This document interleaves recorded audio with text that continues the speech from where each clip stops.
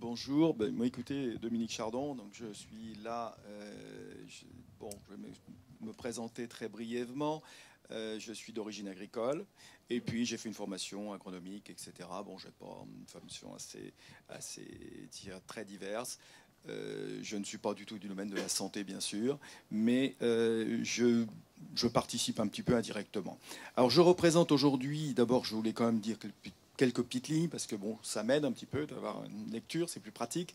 Alors, je voulais dire d'abord bravo et merci pour cette initiative qui associe pour moi la santé et le bonheur, puisque les deux, pour moi, sont totalement liés, en quelque sorte. Aujourd'hui, moi-même, je suis présent d'ailleurs avec Mariana Simonet qui est ici présente, Patricia Paré qui est un petit peu plus loin derrière. Nous représentons trois organisations. La Chambre nationale des professions de la santé durable, que certains connaissent, l'association Fondation Santé Durable et le club Prévention Santé Durable, dont nous venons effectivement d'Angers. Hein. Je tiens à remercier particulièrement le docteur Michel Delorgeril de nous avoir invités à cette inauguration de l'APSIN, qui pour moi est très importante. Nous tenons aussi à féliciter et assurer notre soutien aux fondateurs, qui ont vraiment, je trouve que c'est une excellente initiative, qui est porteuse pour moi d'un avenir meilleur, plus respectueux des humains et puis de la nature, et plus juste et plus responsable. Alors, je disais aussi, pour le système de santé, aujourd'hui, il est à bout de souffle, notamment pour notre système de sécurité sociale, qui cherche à faire des économies, comme on dit, pas toujours très heureuses. La santé concerne, comme on dit, tout public, comme je dirais, qui peuple la planète. L'APSID, qui pour moi est une organisation sans frontières, sera le berceau pour moi d'un nouveau cadre de pensée pour appréhender la santé. Pour moi, elle portera la flamme de l'espoir, pas comme la flamme olympique, mais à cette image d'un mieux-être pour tous, puis résolument tourné vers l'avenir. La confiance, comme on dit, vous disiez, c'était déjà évoqué tout à l'heure, dans notre système de santé qui s'est progressivement altéré. Et l'AMSIN, par son indépendance à l'égard des groupes d'intérêt, quels qu'ils soient, répond aux attentes d'indépendance et de recherche d'intérêt général que demande le public aujourd'hui. La notion de bienveillance médicale, ou de médecine bienveillante, vise la recherche du bien-être et du bonheur de chacun, démarche humanisme orientée vers une recherche médicale adaptée à la nouvelle donne du XXIe siècle. Non seulement l'APSIM est une organisation qui réunit des chercheurs, des scientifiques, des médecins, des professeurs de médecine, ici présents, ce qui est formidable, des ingénieurs, etc., mais elle supprime aussi les frontières géographiques, et ça, c'est super. Cette démarche qui, pour moi, est totalement novatrice, enfin pour moi l'équipe, en quelque sorte, que je représente, va permettre à l'APSIM de participer à cette grande synergie, ce partage de connaissances et de compétences pour créer une avancée significative vers l'authenticité et les valeurs de santé attendues de tous. L'APSID, par son rayonnement national et probablement et certainement international, sera l'un des moteurs pour les organisations nationales telles que les nôtres. Excusez-moi.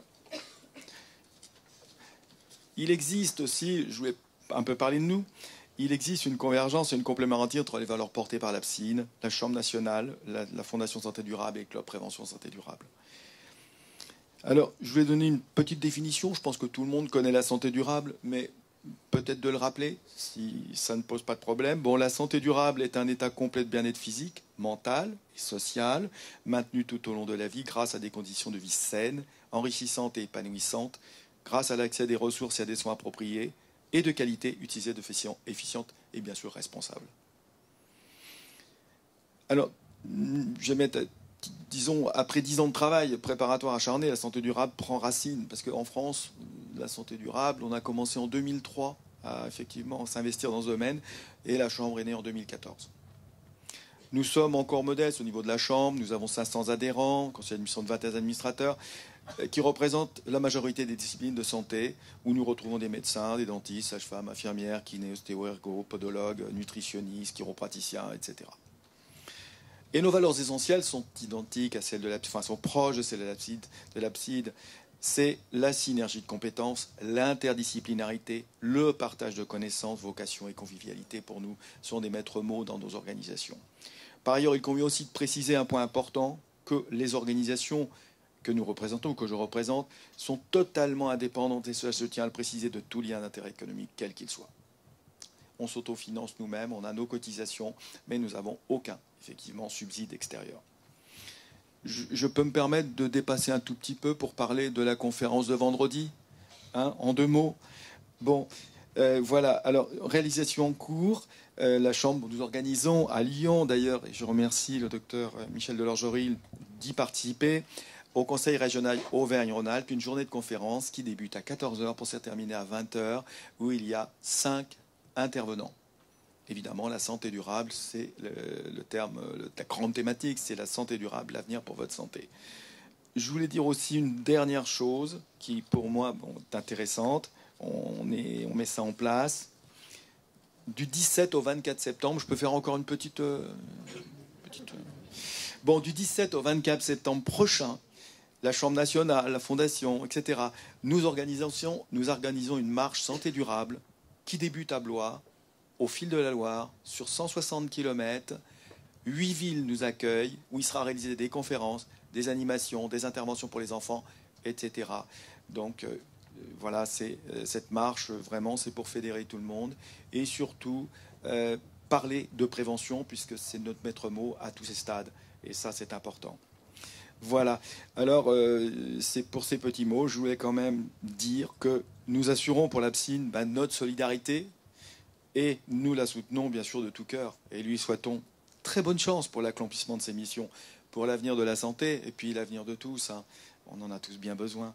Merci de votre attention et à bientôt.